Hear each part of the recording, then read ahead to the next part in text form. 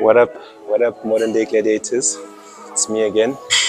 I'm here with another video, and I'm going to show you a favorite of mine, the hex squats. The hex squats.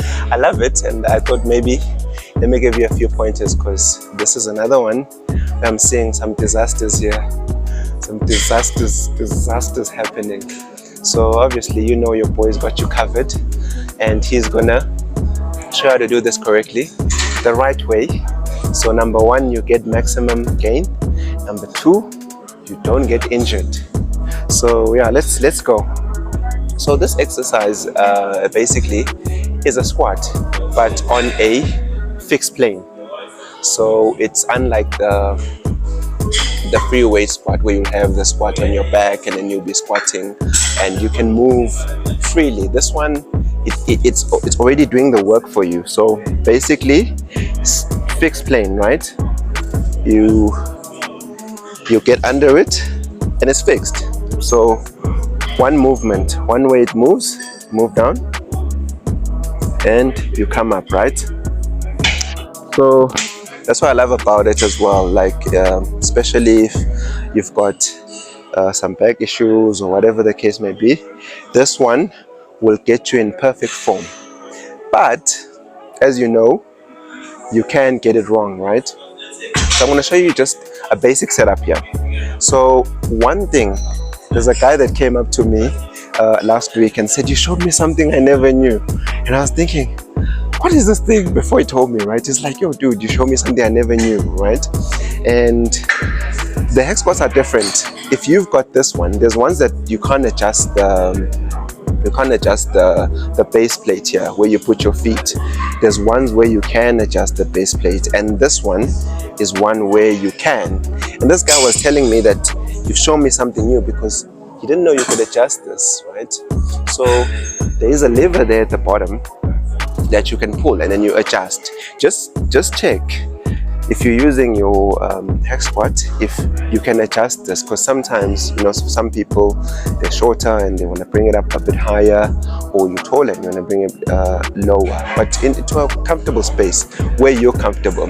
So I'm not putting any weight. You can put weight here, of course, right? But I'm not putting any weight, just because I'm demonstrating to you how to actually do the exercise. So firstly, you need to get your feet in a nice position where they're shoulder width apart. And also, you make sure that you have your knees tracking your toe.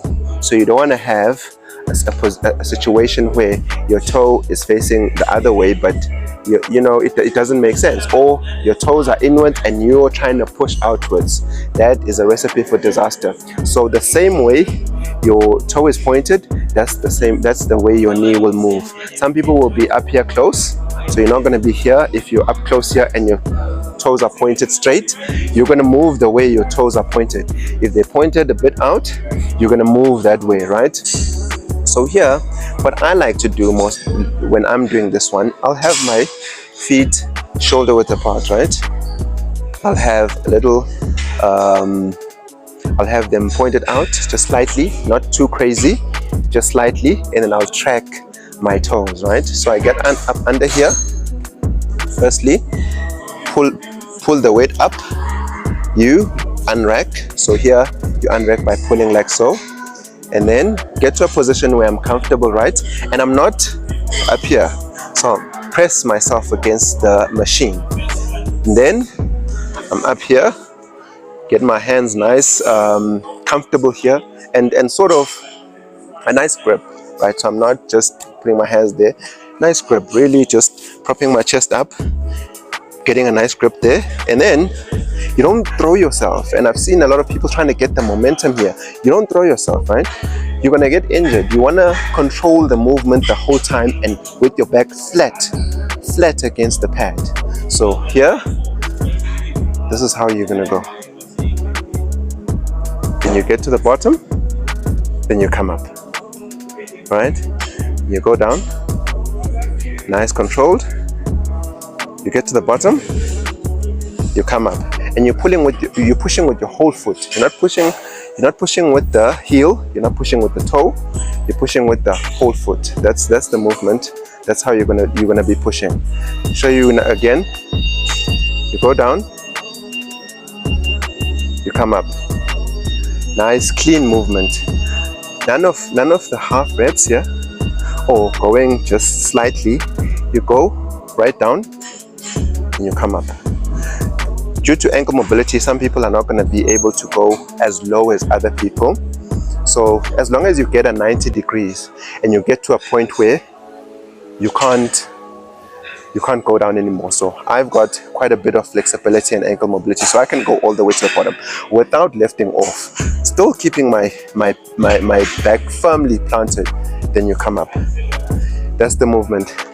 That's how it goes. And then when you're a bit advanced, you can then do another variation here, but also that I enjoy doing as well, where you turn around and you're doing a squat here. Seeing people doing this, they love it, but they're doing it incorrectly as well. You're not doing a squat. So people will come up here, and what they'll do is, you'll see people doing this. See people doing this, right? Poking that ass out and not properly squatting. So I advise you, if you're here, when you're going down, keep yourself straight. Be straight, right? If you can see, I'm straight, and then what I'm doing, I'm just coming down, making sure that my knee grazes the pad. That will be your guiding point. So you're here, then you come up, come down, you come up. The same way you go down is the same way you're going to come up. So you're not going to do this, come here and then come up, right? Because if you see what we're doing here, if you get here and you come up here, you're eliminating some of the movement and you're cheating. This is not the same way you came down. So when you do this, you're transferring some of that weight or the movement to your glute, right? You're going to get glutes, but here it's a cheating. You're cheating if you're coming up here and then pulling up. That's not the movement. You're going to be straight, you're going to come down, making sure your knees graze the pad, and you come up. Same way you came down, same way you come up. Same, you're here. And I like to hold the pad here so that I can monitor myself and engage myself as to where my body is. So I won't be holding it up here. I'll hold it up here. Then I'll go down and I'll come up. That's another variation that you can do on the hack squat. There's also some very dangerous movements that I see people doing, where they're doing sort of like a lunge, but here, that's dangerous. I'm gonna risk my knee for you guys. I'm gonna risk it. People be here doing this, right? There's nothing to stop the machine from coming all the way down. Imagine you get here and you fail. This whole machine is coming down on your knee. Don't do this. There's better ways to do lunges. There's better ways. Don't do that. I see people really, they're just here, like doing one-legged lunges. You can achieve that elsewhere, not here. One mistake, knee is gone. You're out. You can't work. Another variation here, you can keep the toes. You can keep the feet close by as well. So I showed you where they're shoulder width apart, but you can keep them here as well.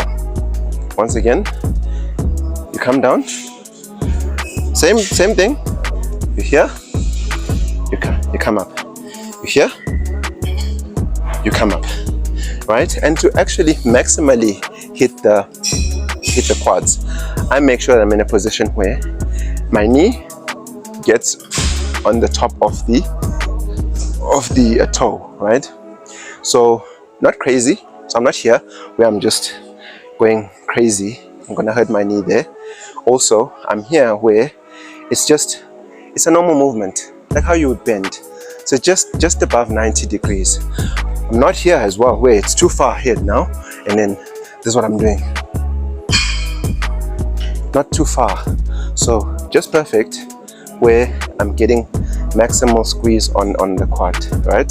So I'm here, then I'm up, then I'm here,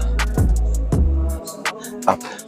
So none of this moving out of here and then here and then here, none of that. Execute this perfectly. These are great. They will hit your quad like you've never felt before. Just make sure that you're safe though when you're doing it, because you don't want to come in here, get injured, then you're out for another 6 months. So yeah, man, that was it on this one. Go ahead, try it out. Get down in the comments, tell me what you think. And yeah, man, let's get these gains together and see you on the next one.